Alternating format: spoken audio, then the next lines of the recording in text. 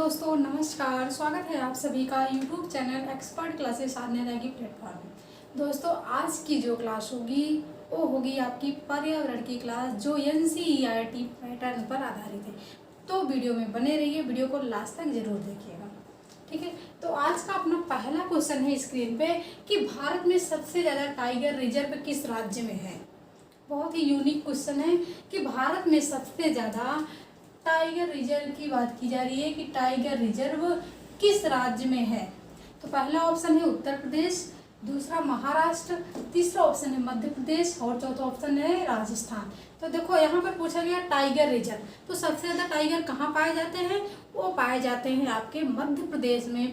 Tiger state के नाम से किस सिटी को जाना जाता है, तो मध्य प्रदेश को जाना जाता है। तो यहाँ पर कौन सा आंसर राइट हो जाएगा, तो यहाँ पर तीसरा विकल्प आपका राइट हो जाएगा कि टाइगर स्टेट कौन सा है आपका, मध्य प्रदेश, ठीक है। तो रिजर्व की बात हो जाएगी, टाइगर रिजर्व किस राज्य में है, तो सिंपल सी बात है, जब टाइगर सब ज्यादा पाए जाते हैं मध्य प्रदेश में तो टाइगर रिजर्व के नाम से जाना जाता है मध्य प्रदेश में, ठीक। तो यहाँ पर आपका तीसरा विकल्प क्या हो जाएगा, सही हो जाएगा। अब क्वेश्चन नंबर दूसरा है कि भारत में सर्वाधिक वर्षा वाला राज्य है। भारत की बात की जा रही है यहाँ पर कि भारत में सबसे ज्यादा वर्षा कहाँ होती है। तो पहला ऑप्शन है मेघालय में, दूसरा उत्तर प्रदेश, तीसरा राजस्थान और चौथा केरल में।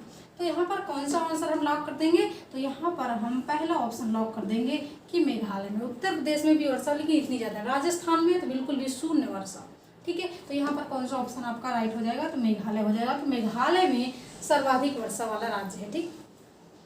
अब क्वेश्चन नंबर तीसरा यहाँ पर कि श्वेत क्रांति किससे संबंधित है।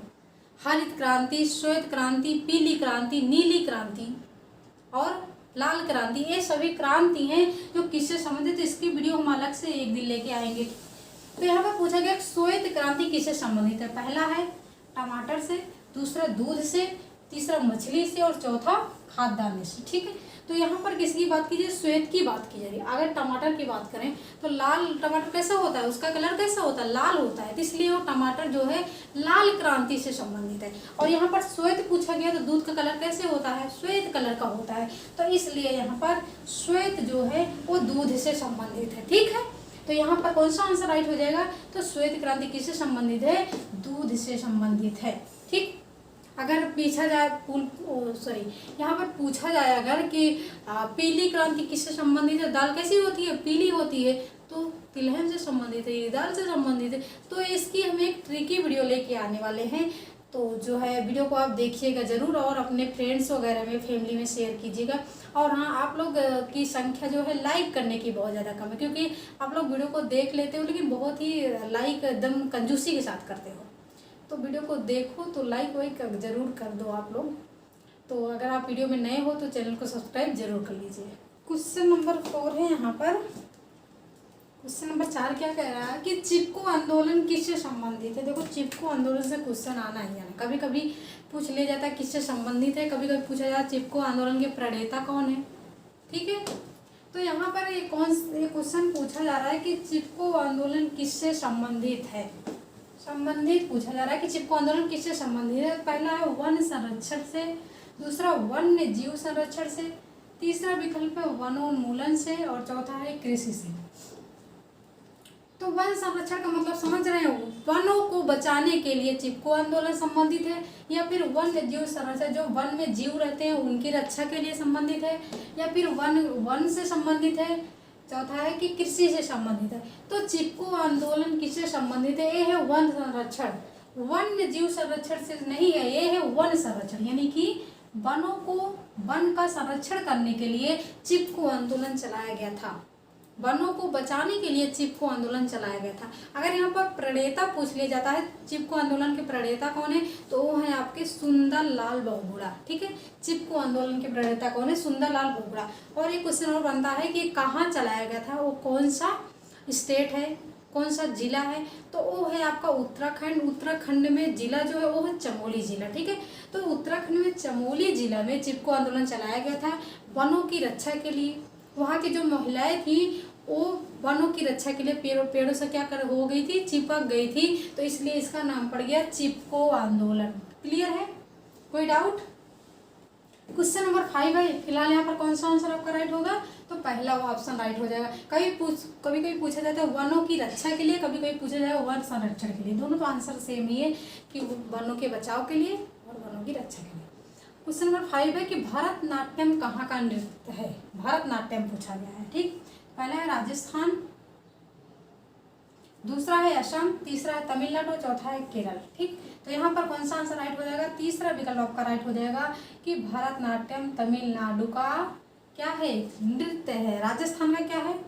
घूमर, रणथंबोर, असम का बिहू और केरल का क्या है? कथकली। ठीक, तो यहाँ पर कौन सा आंसर राइट हो जाएगा? तीसरा विकल्प राइट हो जाएगा।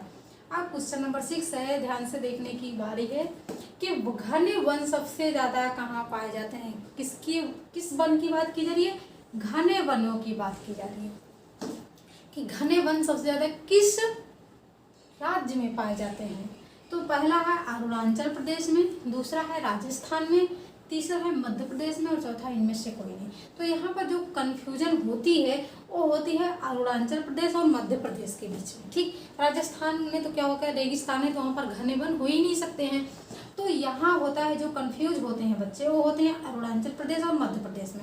लेकिन आप ध्यान से देखिएगा कि जब अरुणाचल प्रदेश पूछा जाए तब आपका हो जाएगा घने वन के बारे में कि अरुणाचल प्रदेश में कैसे वन पाए जाते हैं? घने वन पाए जाते हैं, क्योंकि वहाँ पर जो भी वन पाए जाते हैं घने होंगे। लेकिन मध्य प्रदेश में क्या पाए जाते हैं? प्रतिशत के हिसाब से वन पाए जाते हैं। प्रतिशत के हिसाब से सबसे ज़्यादा वन कहाँ पाए जाते हैं? तो वो पाए जाते हैं आपके मध्य प्रदेश में।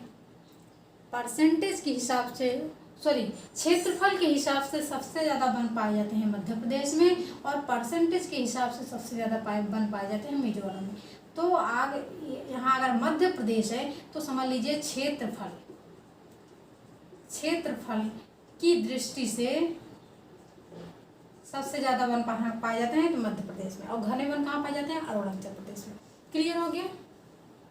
क्वेश्चन नंबर 7 है यहाँ पर कि लाल चींटियों में कौन सा अम्ल पाया जाता है। यहाँ पर लाल चींटी की बात की जा रही है कि लाल चींटियों में कौन सा अम्ल पाया जाता है। तो पहला है फार्मिक अम्ल, दूसरा लैक्टिक अम्ल, तीसरा एसिटिक अम्ल और चौथा है इनमें से सभी।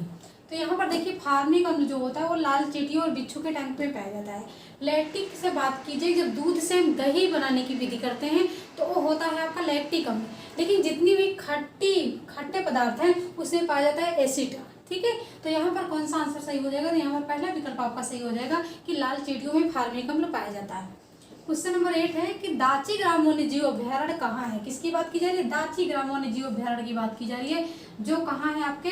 पहला विकल्प है जम्मू कश्मीर में है। ठीक, क्वेश्चन नंबर 9 है कि महात्मा गांधी सेतु कहाँ स्थित है। महात्मा गांधी जो सेतु है वो कहाँ है? तो पहला है बंगाल में, दूसरा केरल में, तीसरा विकल्प बिहार में और चौथा विकल्प है उत्तर प्रदेश में। तो महात्मा गांधी सेतु कहाँ है? वो है आपका भैया बिहार में है, यानी कि तीसरा विकल्प क्या हो जाएगा?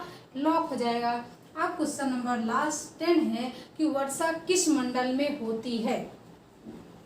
ठीक, तो पहला है संताप मंडल में, दूसरा क्षोभ मंडल में, तीसरा आयन मंडल में और चौथा है इनमें से सभी। तो जो मंडल सबसे निचला परत पे होगा वहीं पे वर्षा होगी, और सबसे निचली परत पे कौन सा मंडल है? सबसे निचला परत पे कौन सा मंडल है?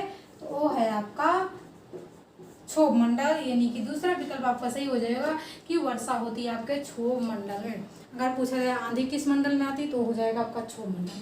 तो ये थे गाइज आपके 10 क्वेश्चन। तो दोस्तों आपको वीडियो कैसी लगी? अगर अच्छी लगी तो लाइक जरूर करना। अगर आप सेशन में पहली बार आए हैं तो चैनल को सब्सक्राइब करना, साथ ही बेल आइकन को जरूर प्रेस करना। Thanks for watching video. This is Sadhana Tyagi, expert class.